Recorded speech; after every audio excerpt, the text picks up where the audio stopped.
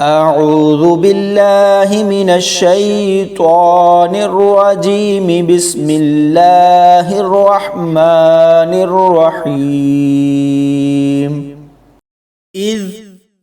يقول المنافقون والذين في قلوبهم مرض غر هؤلاء دينهم ومن يتوكل على الله فإن الله عزيز حكيم ولو ترى إذ يتوفى الذين كفروا الملائكة يضربون وجوههم وأدبارهم وذوقوا عذاب الحريق ذلك بما قدمت أيديكم وأن الله ليس بظلام للعبيد كدأب آل فرعون والذين من قبلهم كفروا بآيات الله فأخذهم الله بذنوبهم إن الله قوي شديد العقاب ذلك بأن الله لم يكن مغيرا نعمة أنعمها على قوم حتى يغيروا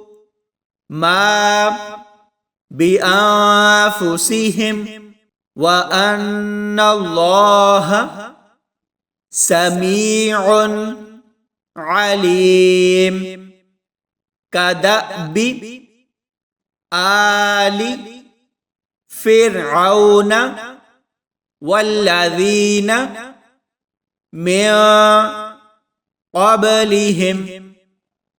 كذبوا بآيات ربهم فأهلكناهم بذنوبهم وأغرقنا آل فرعون وكل كانوا ظالمين إن شر الدواب عند الله الذين كفروا فهم لا يؤمنون الذين عاهدت منهم ثم ينقضون عهدهم في كل مرة وهم لا يتقون فإما تثقفنهم في الحرب فشرد بهم من خلفهم لعلهم يذكرون وإما تخافن من قوم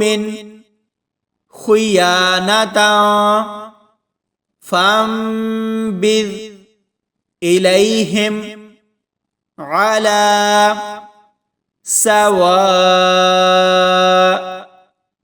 إن الله لا يحب الخائنين